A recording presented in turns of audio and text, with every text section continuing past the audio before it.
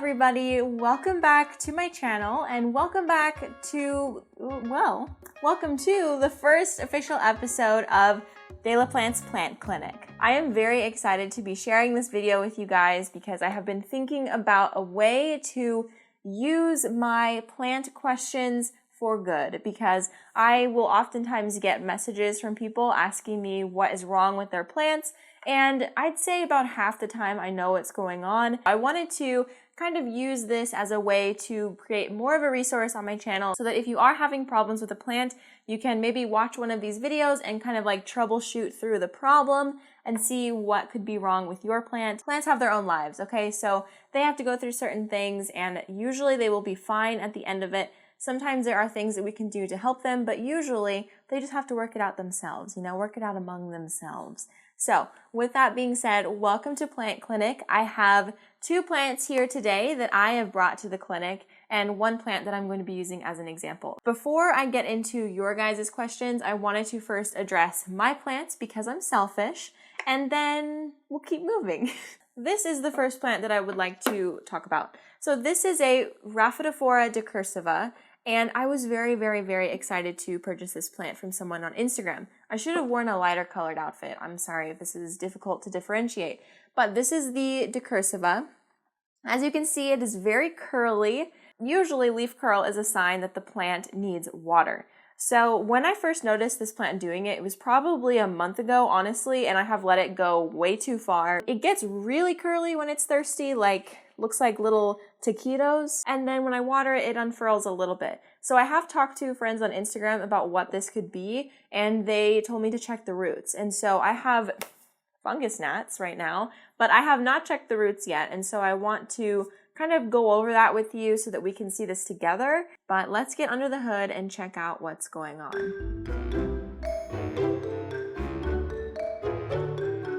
The roots look strange, I will tell you that much. They feel dry, even though the soil is, maybe the soil is too quick draining because the soil doesn't feel very moist. Maybe it needs more water retention in the soil. By the looks of it, this does not look unhealthy, so I'm a little bit confused. There's no rot. The roots do feel a little bit dry. I'm smelling that dry soil smell, which revolts me, and I'm trying not to freak out. Other than that, I really just don't see anything wrong here. So honestly, sometimes that happens, and there's no explanation for it. This does feel dry though, so I feel like I was underwatering it, and that is what has caused all of this curling. You can see what I usually do in this situation when the roots look honestly fine, but the plant on top is telling me that it's not fine. I would usually just put this in water and just kind of let it work itself out in a neutral environment. I might also put it in spag because I do have some sphagnum moss. So I might do that instead actually because I have so much sphagnum moss and nowhere to use it. So let me do that. There is a phrase called the moss spittle, and that is, I think that my friend Greenhouse Girl invented it. And it's basically just when your plant isn't doing super hot, you put it in moss, and usually there is some sort of a turnaround. And I will say that I have never used moss to rehabilitate a plant before. So hopefully this will be a nice solution and I can show you some good results next time. So there we go. Here is how I am trying to alleviate the pains of this Decoeur Sava. All right, so the next plant in the plant clinic this week is this beautiful little Ace of Spades Anthurium, and the reason that it is in the clinic is because of this business. Look at that. What is going on there? So this right here is a bacteria that has started to form on the plant. And I actually talked to somebody and he told me that bacteria, that specific bacteria, is caused by plants sitting in stagnant water. So I told you guys, when I acclimated my green spaces plants, I put them in water.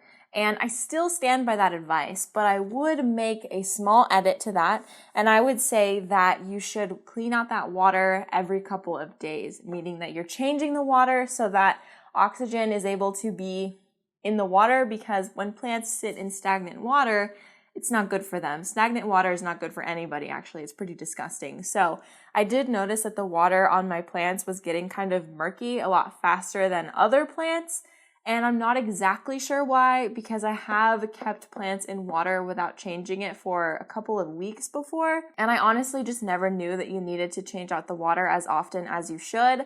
So with that, I have been a lot more proactive about changing the water on my plants so that this does not become a thing across my propagations, because I do propagate in water for the most part. This leaf itself is infected, and if I wanted to stop the infection there, all I need to do is cut it off right here, right above the infected area. So another point of concern for me was the top here. So you can see that this top corner, this top ear, has become yellow. And I was very confused as to why that was, and then I looked closer and I saw that the leaf during shipment probably was bent. So you can see that I can bend it pretty easily. Well, that is just the plant kind of dying off dead cells. So it is just eliminating that section. So that is why it is turning yellow, because the plant is like, well, you're already too far gone, so we're just going to focus on other parts. Today, I'm going to just cut off the infected area with my sanitized scissors.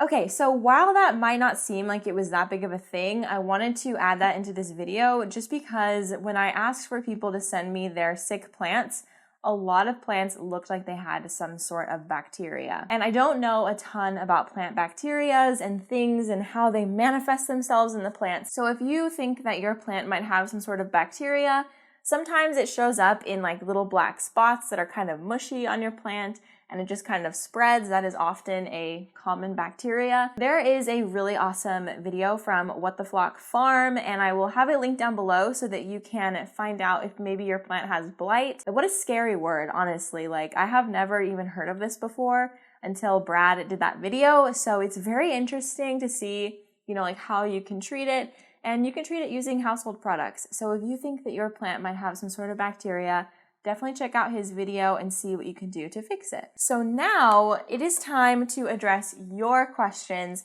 in the plant clinic. So welcome to the open hours of the plant clinic. I thought for so long that maybe I should like buy a little costume for this, but that would get kind of weird really fast. So I'm wearing regular clothes, and we are going to answer some of your questions about what is going on with your plants. Alrighty, so the first patient that we have at the clinic is this dumb cane, or a Dieffenbachia. And Dieffenbachia are honestly like very, very similar to Aglaonema in my opinion. The care is very similar, but Aglaonema is a bit easier. I have had a Dieffenbachia before and I got rid of it. I have no idea what ended up happening to it, but I hope that it is still alive somewhere, big and beautiful. Okay, I'm just gonna read the message. So I've kept it about 4 feet away from a south-facing window. That is a good place to put a Dieffenbachia. They like light, but they don't need a ton. And I've been keeping the soil moist. The leaves have just been yellowing and the plant has lost 5 leaves. Okay, so I immediately see a problem here in the fact that they have been keeping the soil moist. And the reason that I have a problem with this is because no plant likes to be constantly wet. Does anybody like to be constantly wet? Picture what happens to your feet when you sit in the bath for too long, like all the wrinkles and stuff. So sometimes I think that we read advice online, and again, with these things, I'm not like targeting the person specifically because a lot of people have these issues. I basically picked the ones that I picked because they were the most widespread and I noticed them the most. But what I notice online with advice for plants is that a lot of the time it says to keep plants consistently moist. And that is just not something that you should do with most of your plants. So I would say that this plant, especially being, I'm going to pull up a picture of the leaves. Just with the condition of the leaves, I would definitely say that it has been overwatered. I am especially concerned about the yellow leaves because they're at the top of the plant. That is not older growth. It is clearly newer growth. So when you get yellow leaves at the top of your plant, closer to the inside of the pot, that is really not a problem, but we'll get into that a little bit later. But the reason that these leaves are turning yellow and falling off is because the plant is being drowned, basically. There is not enough time for the plant to dry out between waterings, and it's just kind of suffocating in there. So that is what I would say for that one. If you have ever read online advice that you should keep your plant moist, definitely take that with a grain of salt, in my opinion. I have never kept any plant consistently moist. We need to kind of dispel that thought and move on from it so that our plants won't be acting like this, because it is really sad when you're just following instructions and it's clearly not working. The next one, we have a crispy Adansonii. So what we have here is they bought it at a reduced price and it was in bad condition, and then it was doing really great for a few months. All of a sudden, they went crispy and broke off. I heard that it likes humidity, so it's surrounded by other plants and on a pebble tray with water too. I immediately think it's a humidity issue. Just honestly, I think it's a humidity problem. Certain plants, depending on the environment of your home, will not take enough humidity from a pebble tray and transpiration from the plants around it. So if you are looking for a humidity hack, it is a really good one to group your plants together close in proximity to each other, because whenever the plant transpires, basically, the water goes into the air around it. But for some plants, that is just not enough. So I see also that they implemented a pebble tray. Perhaps the pebble tray is too small. So I talked about in my Orbifolia care video that you have to have a pebble tray that's probably 2 inches bigger than the pot itself. Honestly, maybe even a little bit bigger than that. I feel like my pebble tray could stand to be larger. Maybe 4 inches bigger than the pot around would be better. And even so, the pebble tray is really not adding a ton of humidity to the situation. Adansonii, in my experience, do like humidity, and perhaps that's why I haven't done very well with them. I definitely think that if you bring up that humidity, maybe with a small humidifier, I actually recommended a small humidifier that you put in a cup of water. Maybe it would do well with something like that next to it, or maybe you could put it in a glass dome to temporarily bring up the humidity so that it can kind of heal itself and kind of work on that. Another way that you can create an affordable greenhouse effect without buying a greenhouse is just getting like an oversized, like maybe gallon or 2 size bag, depending on how big the plant is, and sealing the plant into the bag. I have seen my friend Ash from Plant a Seed with Ash do that, and she's growing 2 variegated monsteras, and they are insane. They love that tiny little bag greenhouse. So I think that if you have a plant that likes humidity that is just not doing very well, that is a really great way to kind of give them some rehab, just like I did with my Decoeur Sava with the hospital situation. So I hope that that is helpful for anybody out there with a humidity problem or crispy leaves and you're not sure exactly why. There has definitely been an effort here to bring up the humidity, but I think that it just needs a little bit more. All right, so the next one, we have a Philodendron Brandy. It says here, my Philodendron Brandy leaves are growing in so small. How can I get those big, lush leaves? Looking at this photo, we do have some lush leaves at the bottom of the plant, indicating that it probably came from a cutting of a mature plant, because no plant is going to immediately put out a huge, beautiful leaf. So with that being said, it depends on where the growth point is on the plant, because if you notice on a cutting of a plant, this is an example here. So these leaves actually are growing off of a stub. Okay, so if you can see that. So this is a completely brand new branch. This leaf right here is absolutely tiny in comparison to the growth that this leaf puts out normally. We can see the size difference here. So because it is branching off anew, it is going to put out small leaves at first. So these leaves right here as compared to this one, you can see there's a clear size difference. So that could be a reason that your plant is putting out small leaves. But if you are in a situation where your plant is progressively creating smaller and smaller leaves, which often happens with vining plants, I see that all the time. As the plant is searching for something to climb onto, the leaves will get smaller and smaller. Plants that are on a moss pole or anything like that, the leaves will progressively get bigger and bigger because the plant is actually seeking out nutrients and something to climb onto. If you are having issues with your leaves growing smaller and smaller, I would really suggest trellising them or putting them on a moss pole. And with a brandy, I definitely think that a trellis is a better option just because it allows the plant to grow like a wall rather than up one stick. So that is my advice on that. The plant is still healthy, but it will continue to produce small growth until it has the things it needs to grow on, if that makes sense. So some people don't care about long spindly growth. I tend to not enjoy it that much. So definitely look into some sort of trellising situation, or you can always cut those spindly pieces off, root them in water or moss or leca, whatever you want, and plant them back in the pot to create a more full situation up here. Okay, and the last thing that I want to address, and probably the most common question that I have ever gotten, and I touched on it a second ago, it is this right here. So it says, my prayer plant has yellowing leaves. It's putting out new growth, gets watered when it's dry.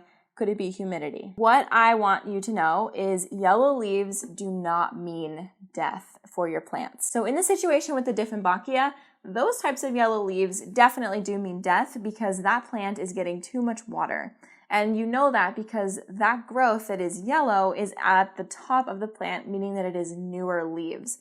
So if your newer leaves are getting yellow, you're probably overwatering or underwatering. It's a wonderful mystery. But I think that we can usually intuit which one it is. So I'm talking about a different sort of yellow leaf, which is yellow leaves that appear at the base of a plant. So as you can see in these photos of the prayer plant, these yellow leaves are very small growth at the base of the plant, which means that they are the oldest growth, okay? So I wanted to show you just an example of one of my plants. I've had this plant for a very long time. I actually stress bought this plant, and that is my jade pothos. So as you can see, it is very long. It is very full, like all the way to the end, and that is because, number one, I trim it so that it stays full.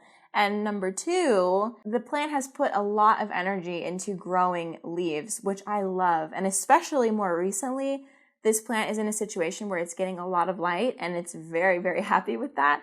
And so that would explain all of this growth up here. So if you look closely, you can see that the plant at one point was almost completely bald.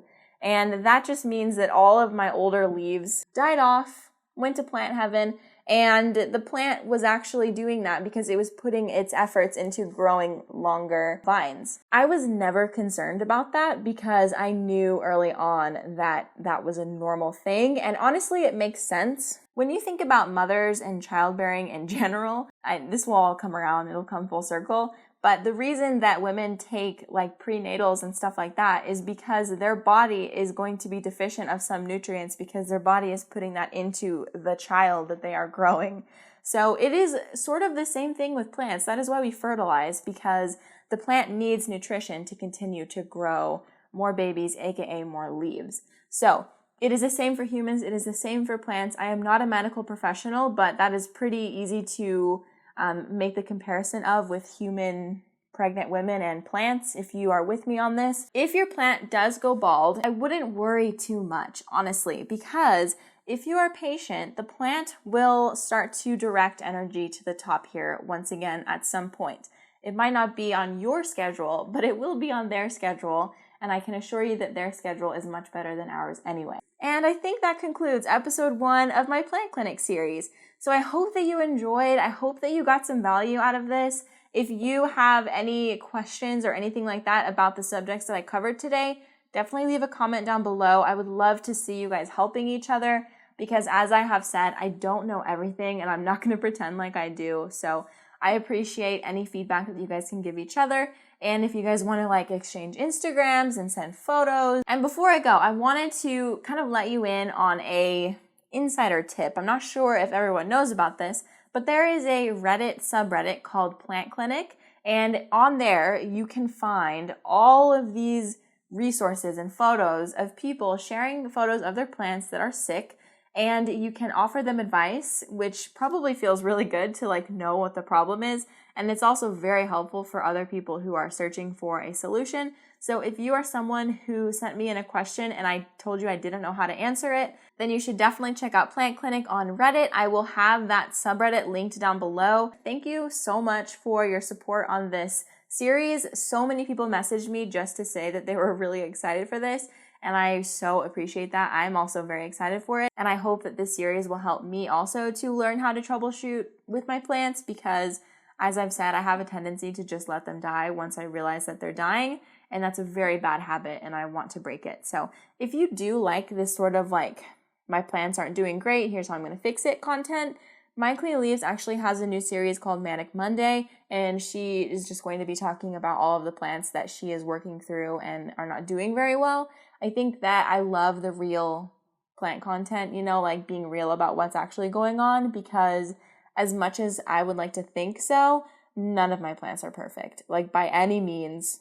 There's so many flaws in this house, but I love them nonetheless, and I hope that you love your plants with flaws too. If you're not already, make sure that you are subscribed to my channel for more videos like this, and I will see you in the next one.